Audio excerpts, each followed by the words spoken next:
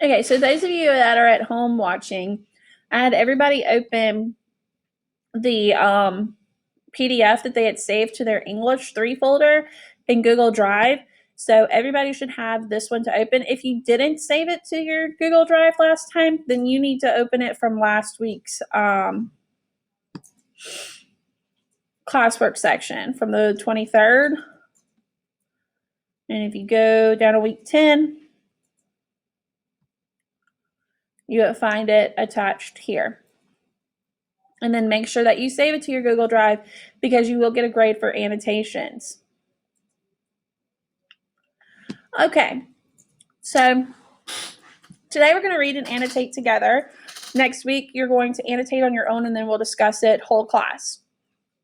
So, Mr. President, no man thinks more highly than I do of the patriotism as well as abilities of the very worthy gentlemen who have just addressed the House. But different men often see the same subject in different lights, and therefore, I hope it will not be thought disrespectful to those gentlemen, if entertaining as I do, opinions of character very opposite to theirs. I shall speak forth my sentiments freely and without reserve. This is no time for ceremony. So the first thing, looking at this, we have let's see if this will work. We have a specific tone that's being used. No, that's not going to work.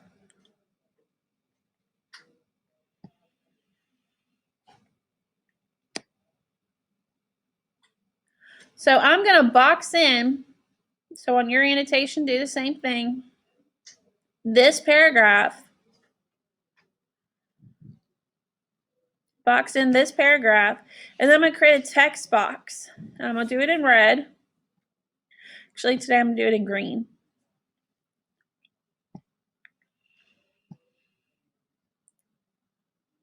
And I'm going to type tone is boxed in. Now, what tone do you feel he's using here?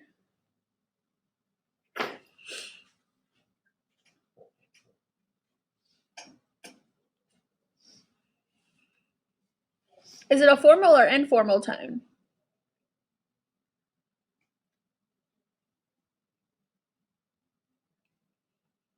Was he speaking like he would to his friends or to a group of people that he needed to have respect for? A group of people he needed to have respect for. So he's speaking in a formal / respectful tone. Yes, baby.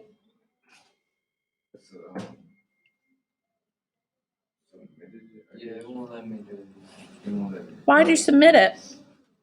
I submitted that thing that the word, I guess it came. Was that okay? I see what you're saying.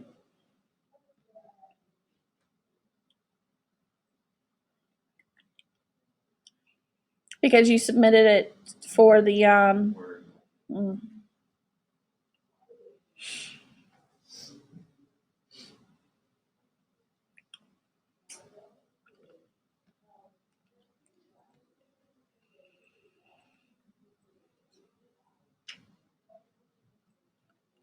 some of y'all didn't do your vocabulary maps and turn them in.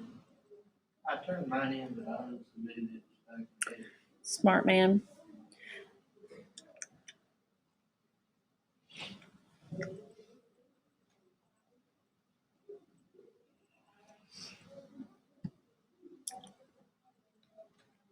And I can still grade it. Because if you uploaded the document for your vocabulary maps, it shouldn't be a problem.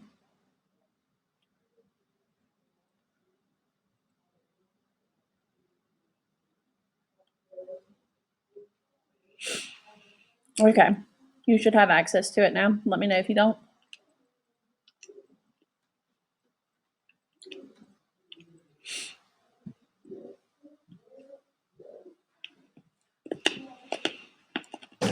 But I haven't unsubmitted, so. I should have just returned it to you. It should be unsubmitted. Refresh.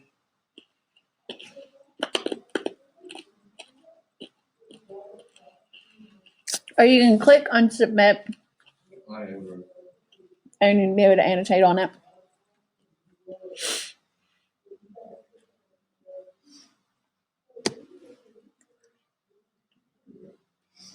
Okay. So next thing I'm going to do is click my box highlighter and click what color I want to do for highlighting. Because I'm going to go back into this paragraph and I'm going to look at what other rhetorical devices are there. So when he says, no man thinks more highly than I do of patriotism, I've heard it. But different men often see the same subject in different lights. So when he says different men in different lights, looking at the board or the picture last week that I sent you, what type of rhetorical device do you think he's using there? And change the color of my text box. We have different, right, which is an adjective, and then we have men and lights, which are both nouns. So if we're using an adjective and a noun, what rhetorical device has to do with parts of speech being the same? You remember from our notes last week? Anybody want to take a gander? All right, well, looking at the rhetorical strategies, remember ethos and logo. Ethos has to do with the credibility of the author. Logos is the logic. Pathos is emotion. Figurative language, you should know figurative language. Circular reasoning is coming back full circle with the reason. And remember, a lot of times it's faulty reasoning. Bandwagon is we are all for this cause. Everybody jumps onto the same idea. Parallelism is repeating that same the same parts of speech in unison. Repetition is when you're using a specific word or phrase and you're repeating it over and over. Connotation has to do with the figurative meaning or cultural meaning of something. Diction is formal and informal. You can also talk about tone there. And then you have rhetorical questions, which are questions that are posed for you to think, not to answer. Okay?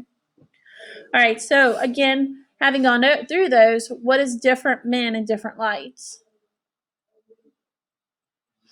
Which one had to do with parts of speech? Huh? No. Looked further down the line. Sometimes they can be used in unison. Like sometimes you could say parallelism and repetition, but only one in this case is being used. It's not repetition. Parallelism. So here I'm going to type parallelism.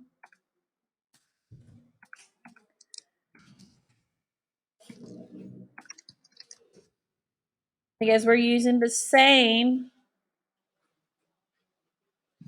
form of parts of speech here.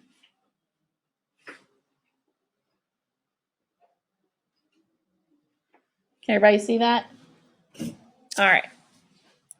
So I'm going to go back to my text box. Everybody needs to go back to their text box. Make sure you're keeping up with me. If you need me to slow down, let me know. And I will, because I will be checking your annotations. The question before the House is one of an awful moment to this country. For my own part, I consider it as nothing less than a question of freedom or slavery, and in proportion to the magnitude of the subject ought to be the freedom of the debate. It is only in this way that we can hope to arrive at the truth and fulfill the great responsibility which we hold to God and our country. Should I keep back my opinions at such a time through fear of giving offense, I should consider myself as guilty of treason toward my country and of an act of disloyalty toward the majesty of heaven, which I revere above all earthly kings. So over here, when he says a question that, what he's talking about is nothing less than a question of freedom or slavery.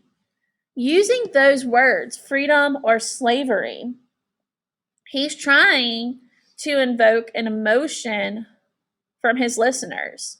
So if I'm trying to invoke an emotion, what rhetorical strategy am I using? Looking at the board, what rhetorical strategy would that be, trying to pull out an emotion?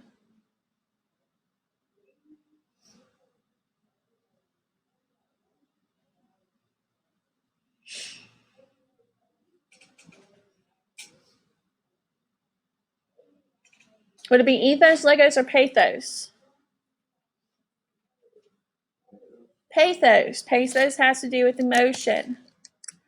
Y'all need to look over your notes because I'm going to expect you Thursday to do this on your own a little bit. All right, so also when he uses the words freedom or slavery, this is a form of connotation because culturally, as a group of people, no one wants to be enslaved. And a lot of the people that came to America at that time were from Ireland or were formerly imprisoned in England. So they had all had a type of slavery. Even being a serf at that time, working someone else's land, you weren't paid for that. So that had a strong connotation.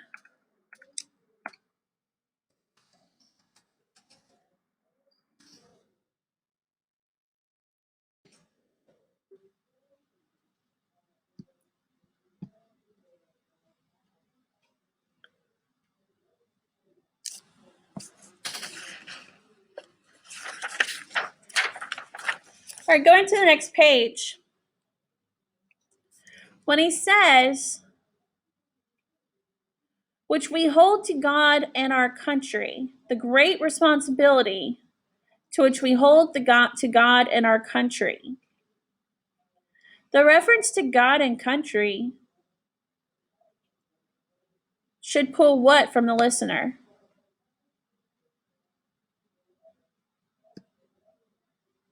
Anytime somebody's talking about God and country, they're feeling what?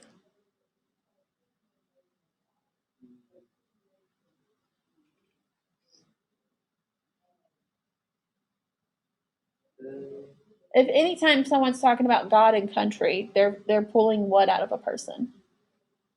How are they feeling? It creates an emotion. So emotion has to do with what? What part of what rhetorical strategy? Pathos. So this is an example of pathos here.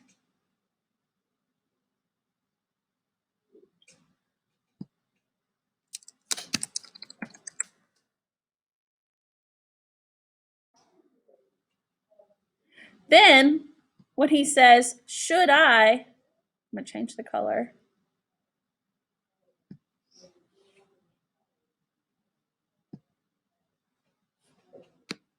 Should I,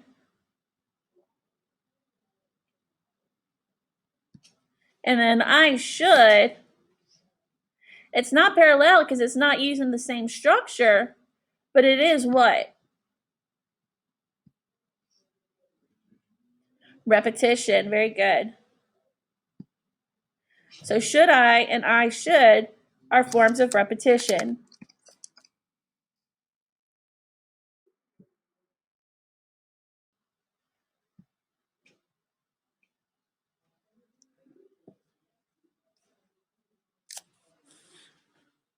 Everybody with me? I don't want to leave anybody behind. All right, go into the next paragraph. Mr. President, it is natural for man to indulge in the illusions of hope. We are apt to shut our eyes against the painful truth and listen to the song of that siren till she transforms us into beasts. Is this the part of wise men engaged in great and arduous struggle for liberty? Are we disposed to be of that number who have seen, having eyes, see not, and having ears, hear not the things which so nearly concern the temporal salvation? For my part, whatever anguish of spirit it may cost, I am willing to know the whole truth, to know the worst, and to provide for it. So if I was to annotate here, when I first see we are apt to shut our eyes against painful truth and listen to that song of that siren till she transforms us into beasts. I'm comparing truth to the song of that siren. What would that be an example of in figurative language? A metaphor.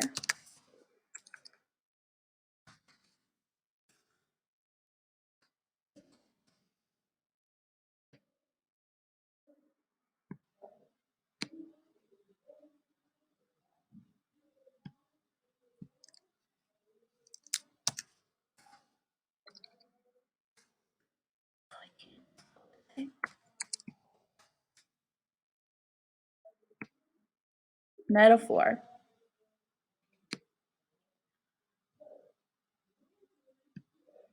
All right. Then in this large section, I'm going to go to my drawing tool because I'm going to box in some stuff where he's asking these questions.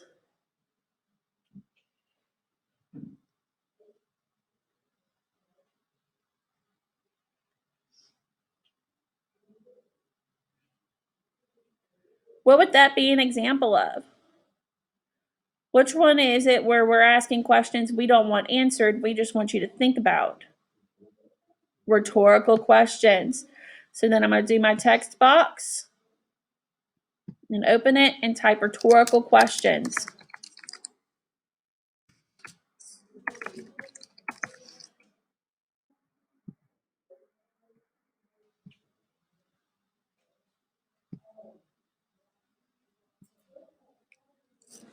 Can everybody see that?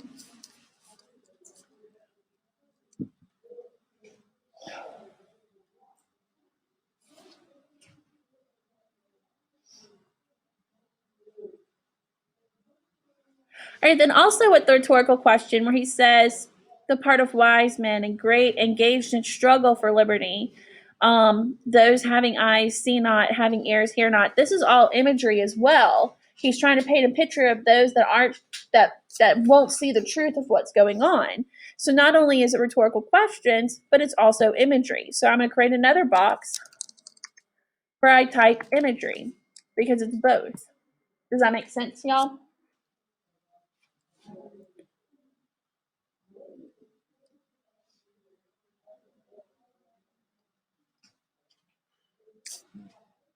Oh, no. All right, next paragraph. I have but one lamp by which my feet are guided, and that is the lamp of experience. I know of no way of judging of the future but by the past. In judging by the past, I wish to know that what there has been in the conduct of the British Armed Ministry for the last 10 years to justify those hopes with which gentlemen have been pleased to solace themselves and the House. Is that insidious smile with which our petition has been lately received? Trust it not, sir. It will prove a snare to your feet. Suffer not yourselves to be betrayed with a kiss. Ask yourselves, how is this gracious reception of our petition comports with these warlike preparations which cover our waters and darken our land?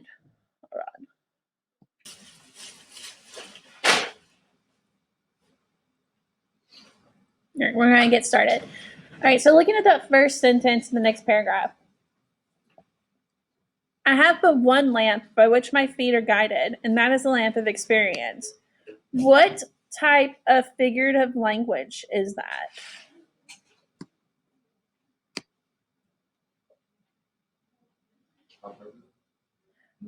Uh, we're comparing a lamp to what? It's a metaphor. Experience. So we're comparing a lamp to the lamp of experience. So that is a metaphor.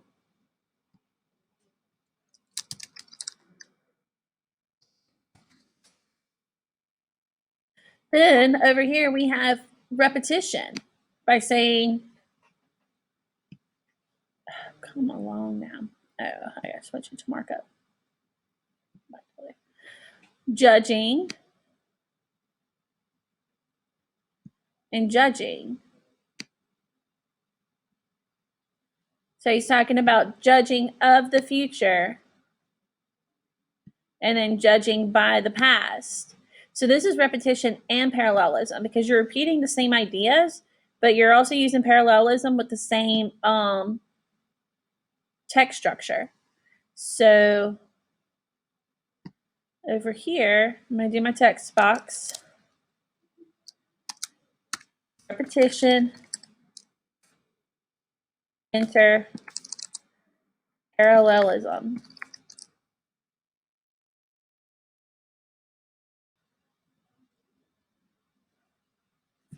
Now I'm going to take out my trusty pen, drawing tool. Again, it's in pink. Now this next section, he starts creating questions. So I'm going to look here from the British Ministry, sorry. And I'm going to scroll up to the top where that paragraph is to the question. So if all of this, those two sentences are questions, what would that be an example of? Rhetorical questions. Because he's not asking you to answer it, he wants you to think about those strategies. All right, so here he says, suffer not yourselves to be betrayed with a kiss. Who is betrayed with a kiss? If you think about the Bible, who got betrayed by a kiss? Huh? Well, not Adam and Eve, but it is biblical. Who betrayed who with a kiss? Think New Testament.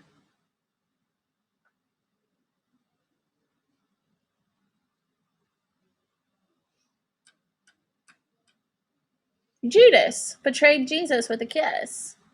That's how he condemned him. So this is a biblical allusion.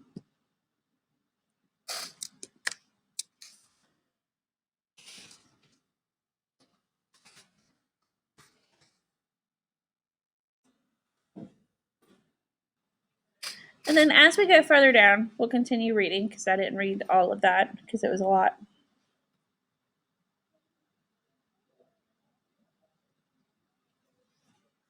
Ask yourselves how this gracious reception of our petition comports with these warlike preparations which cover our waters and darken our land. Are fleets and armies necessary to a work of love and reconciliation?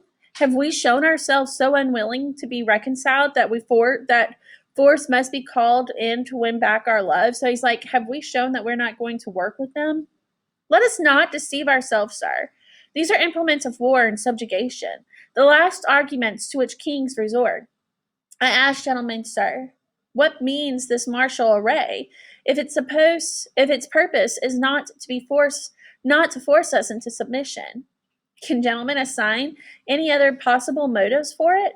Has Great Britain any enemy in this quarter of the world to call for in this accumulation of navies and armies? No, sir, she has none. They are meant for us. They can be meant for no other.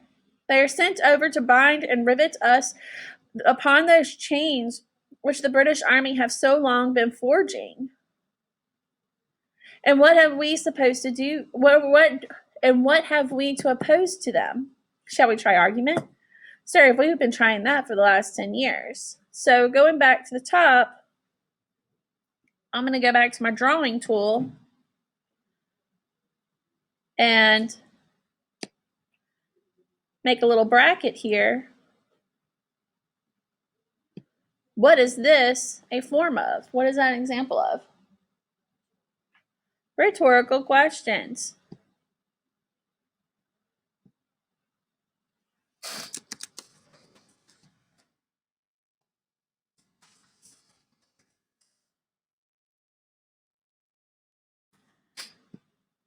Then going back to my highlighter, he says, let us not deceive ourselves, sirs. These are implements of war and subjugation, the last argument to which kings resort. All right, so using the word war and subjugation, those are strong words. So that's a form of connotation. And he's also using those words to create a specific feeling. So if he's using to try to create a feeling, it's not just connotation, it's also what? Pathos, very good.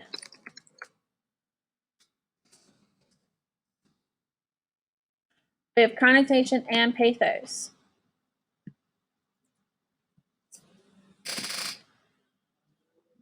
I'm going to go back to my drawing tool again. He continues on and says, I ask, gentlemen, sir, all the way down to here. Looking at that punctuation and the way that the sentences are set up, what is this form of rhetorical strategy? What strategy uses questions? Need somebody else and just, James, what rhetorical strategy is being used here?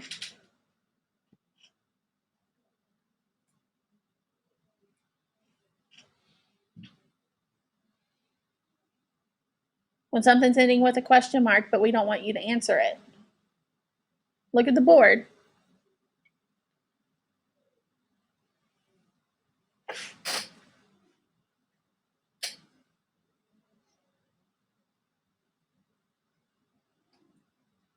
What was the question? What strategy is being used there when he says, I ask, gentlemen, sir, what means this martial array if its purpose is not to force us into submission? Can gentlemen assign any other possible motives for it? And so on. What strategy is being used there? Somebody want to help him out? Rhetorical questions. Y'all have got to study your notes.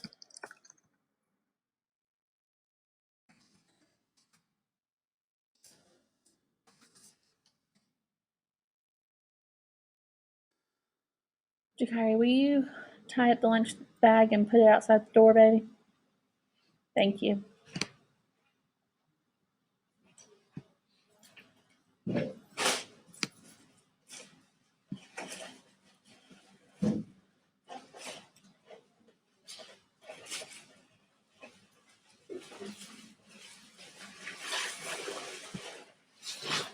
right, go ahead and switch over to your highlighter. Thank you, babe. When they say they are sent over and rivet upon us those chains which the British ministry have been so long forging. Well, what is chains comparable to? What does that mean when you chain something?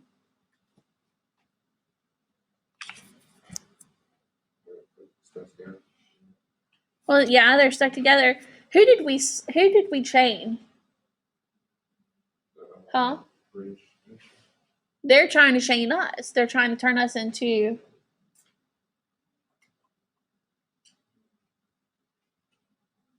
slaves. So chains is comparable to the idea of slavery. They want to enslave us to Great Britain.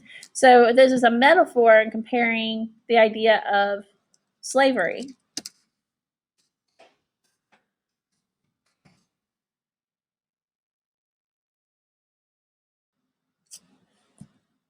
Then you have two more rhetorical questions right here.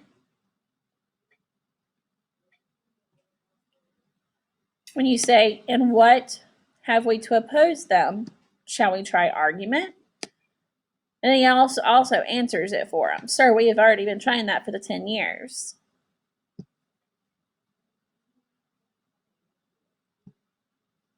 So we have another rhetorical question here.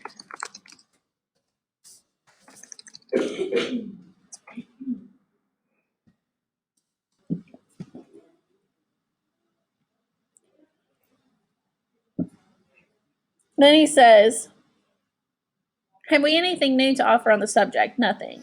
We have held the subject in every light of which is capable, but it has all been in vain. Shall we resort to entreaty and humble supplication?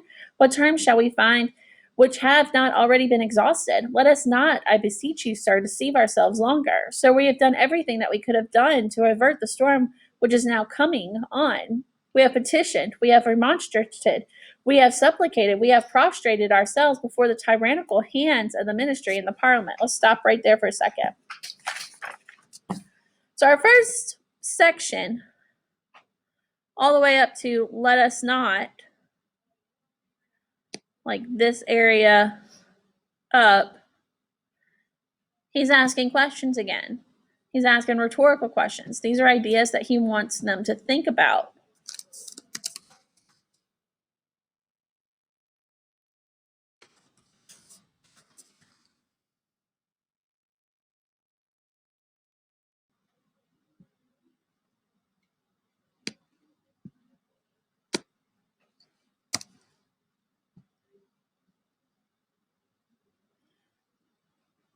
Then,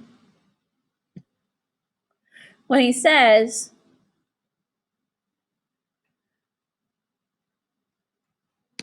we have done everything that could have been done, we have petitioned, we have remonstrated, we have supplicated, we have prostrated. What would that be an example of? We're using the same grammatical structure. Parallelism.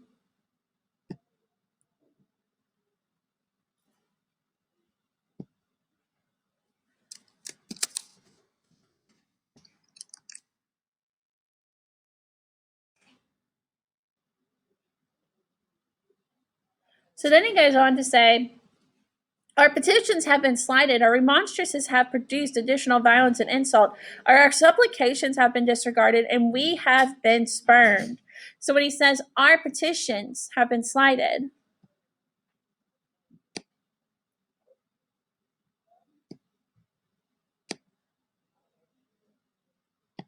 our remonstrances have produced, our supplications have been disregarded. Again, we're using the same grammatical structure. So what is that another example of? Jakari just said it a little while ago. Somebody else tell me. What is that an example of? Using the same textual grammatical setup. Parallelism.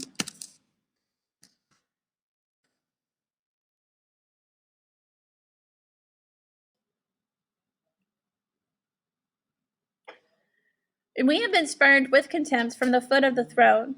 And then after these things, we may indulge the fond hope of peace and reconciliation. There is no longer any room for hope. If we wish to be free, if we mean to preserve and violate and those inestimable privileges for which we have been so long contending, if we mean not basely to abandon the noble struggle in which we have been so long engaged, in which we have pledged ourselves never to abandon until the glorious object of our contest shall be obtained, we must fight. I repeat it, sir, we must fight. An appeal to arms is in God's host of is all that's left with us. So here he's commanding people to take up arms and fight. And he's talking about, there's no more room for hope. We've got to do this. This is a form of connotation and pathos. He's using strong patriotic ideas and terms to create an emotion from the audience.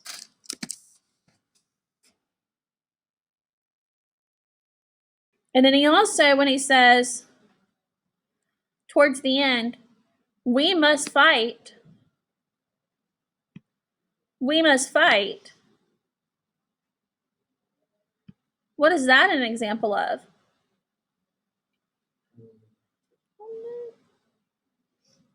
The one opposite of parallelism, because you're using the exact same words. Repetition.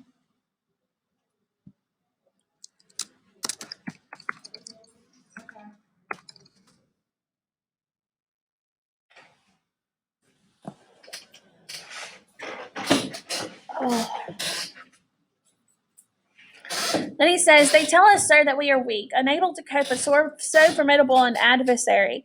But when shall we be stronger? Will it be next week or next year? Will it be when we are totally disarmed and when a British guard shall be stationed in every house? Shall we gather strength by irresolution and inaction? Shall we acquire the means of effectual resistance by lying supinely on our backs and hugging the delusive phantom of hope until our enemies shall have bound us hand and foot?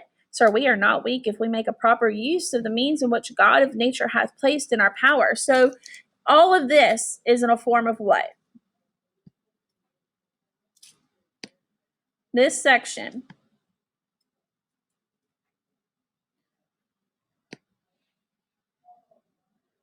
is an example of what? Yeah, rhetorical what? Rhetorical questions.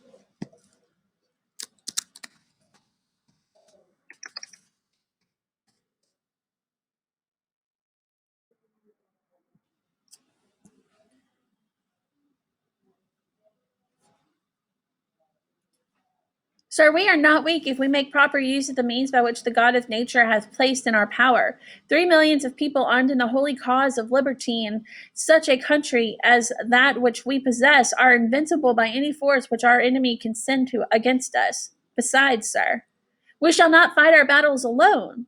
There is a just God who presides over the destinies of nations and who will raise friends to fight our battles for us. The battle, sir, is not to the strong alone. It is to the vigilant, the active, the brave. Besides, sir, we have no election. If we were base enough to desire it, it is now too late to retire submission and slavery. Retire from the contest. There's no retreat but in submission and slavery. Our chains are forged. Their clinking may be heard on the plains of Boston. The war is inevitable, and let it come. I repeat, sir, let it come. So all of this is a form of connotation. Like he's trying to pull a strong emotion here, saying we can either stand together and fight or we'll be enslaved. So all of this paragraph is pathos. So just down here, I'm going to write pathos because I know that it has all to do with pathos. Then when you go up here and you're talking about,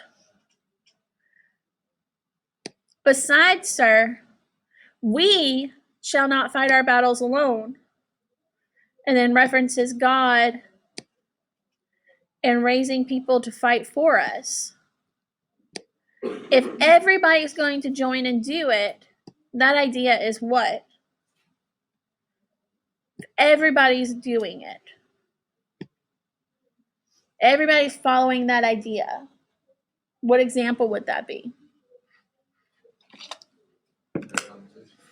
Look at the board. Connotation has to do with language and cultural reasoning. If everybody's doing it, we're all on the same what?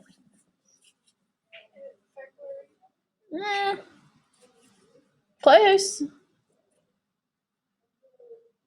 When everybody joins on the same team, it becomes bandwagon. We're all jumping into the same cart. So this is a form of bandwagon.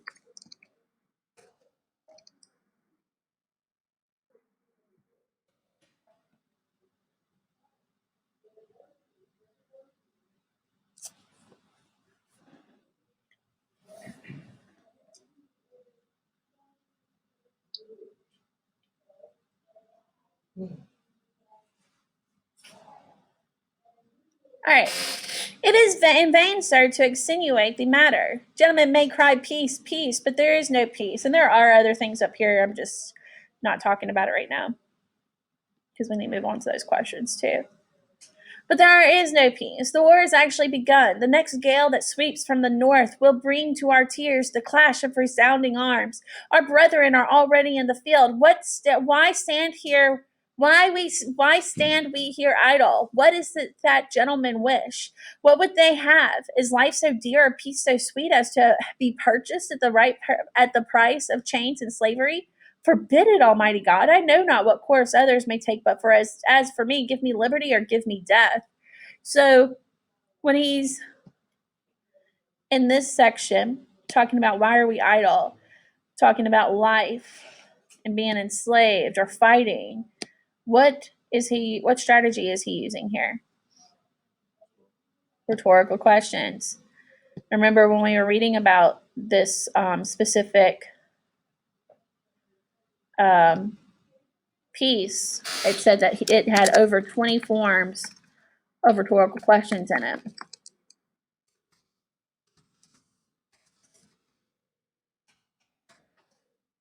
Then when he says, give me liberty or give me death, what is that an example of? We're using the same grammatical structure. Parallelism, verb, pronoun, noun.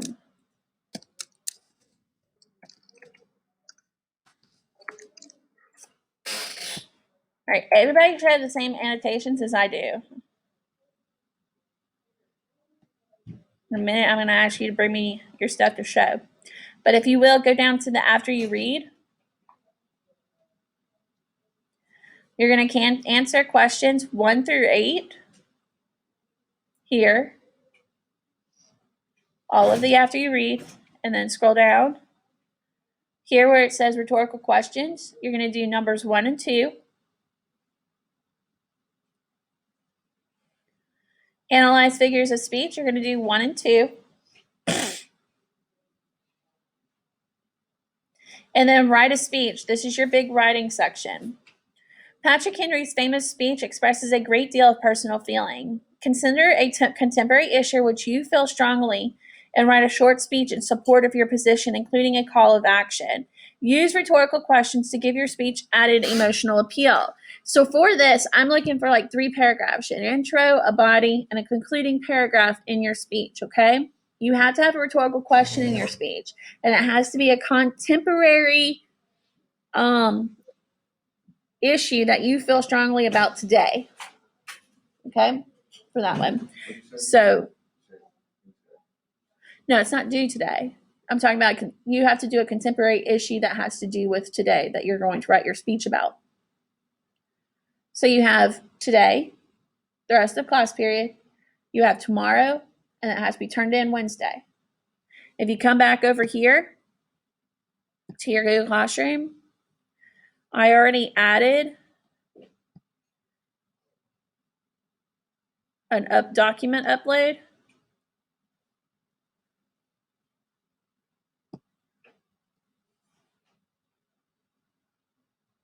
So if you will click, every student has their own copy. All I did was entitle it. You have to do all the setup. So when you go to set it up, you have your name, my name, English 3, the due date, which is the 25th, so it'd be 25 October 2020.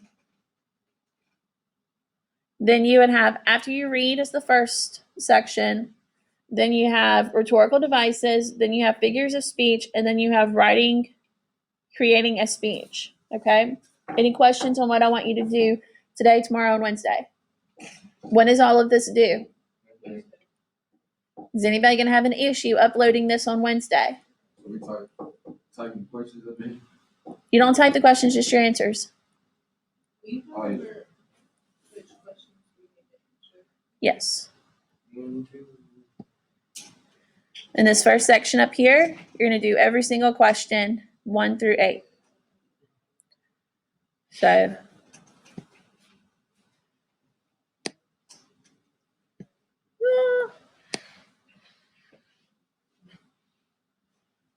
please work for me. 1 through 8.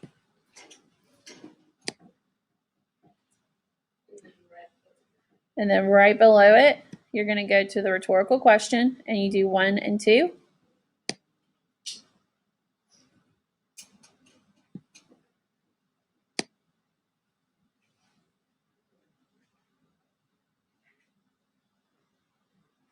Whatever. And then analyze figures of speech, again, 1 and 2. And then you're going to do the write a speech. You're welcome. So the writing portion will be graded separately from all the questions. So you have a total of 8, 9, 10, 11, 12 questions, and then the speech section. Okay? Any questions? Oh, do we introduce when it's paper? You'll I an- need to write the thing. Yeah, just answer it on the document I uploaded for y'all. James, will you have an issue turning that in, baby? Why don't you write yours on a separate sheet of paper and you turn it in Thursday at the beginning of class? Does that work better for you? And that goes for anyone that ends up getting paper copies. I only had 2 students, and they're both 8A students that asked for paper copies. But if you're going to have internet issues at home, please let me know so that I can get paper copies for you and you can have the same modification made for you as that they are having. Let me know if you have any questions.